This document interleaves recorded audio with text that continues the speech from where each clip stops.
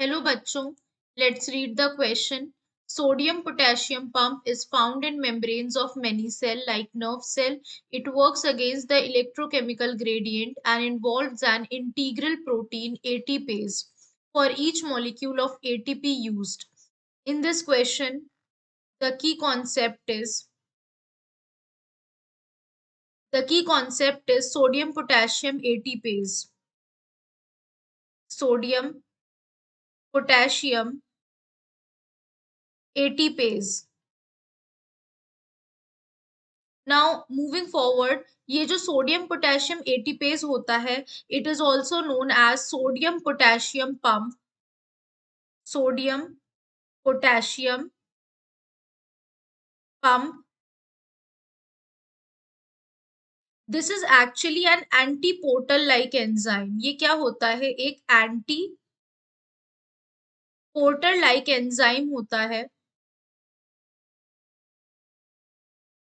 like enzyme in all located in the plasma membrane of all animal cells. कहाँ पर पाए जाते हैं? ये प्लाज्मा मेम्ब्रेन पे पाए जाते हैं. सो बेसिकली ये जो सोडियम पोटेशियम एटीपेज एंजाइम होता है, ये पंप करता है. ये क्या करता है? ये पंप करता है सोडियम को out of the cell. Sodium को out of cell and also potassium into the cell. Potassium into the cell में ये पंप करता है. इसका ये काम होता है. तो जो ये प्रोसेस होता है सोडियम और पोटेशियम के मूवमेंट का अक्रॉस द सेल मेम्ब्रेन, ये एक एक्टिव ट्रांसपोर्ट है. यानी इसमें एनर्जी की जरूरत पड़ेगी. ये एक एक्टिव ट्रांसपोर्ट है, यानी there is a need for energy. Energy की जरूरत इसमें पड़ती है. तो ये प्रोसेस जो होता है, ये मेनली रिस्पॉन्सिबल होता है लार्ज एक्सेस ऑफ सोडियम को बाहर निकालने के लिए और एक्सेस ऑफ पोटेशियम को अंदर लाने के लिए. तो ये ट्रांसपोर्ट कैसे होता है? बेसिकली इस पूरे प्रोसेस में, इस पूरे ट्रांसपोर्ट, ये पूरा अकम्प्लिशमेंट तब होता है जब 3 सोडियम आयंस जो होते हैं ये बाहर जाते हैं, यानी आउटसाइड जाते हैं. एंड 2 पोटेशियम आयंस जो होते हैं इन कंट्रास्ट वो अंदर आते हैं इनटू द सेल्स, यानी इनसाइड. तो ये पूरा प्रोसेस इस तरह से चल रहा है. ये अनबैलेंस्ड चार्ज जो होता है ये कंट्रीब्यूट करता है to the separation of the charge across the membrane. ये क्यों अनबैलेंस्ड है? बिकॉज जिससे कि ये मेंटेन कर सके क्या? Separation of the charge.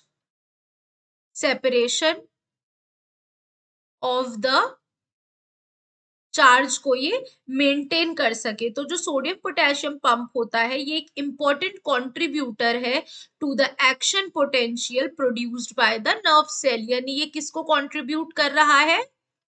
Action potential को. Okay, now let's watch the options. कह रहा है 3 ions of sodium are pumped out and 2 potassiums are taken in. Yes, 3 ions of sodium are taken in and potassium is taken out. Wrong. 2 ions of sodium are thrown out and 3 potassium absorbed. Wrong. 3 ions of potassium are absorbed and 3 are pumped out. This is also wrong. The correct answer is 3 sodium ions जो होते हैं ये बाहर जाते हैं and 2 potassium अंदर आते हैं. Therefore, the correct answer is option A. Hope you guys understand. Thank you.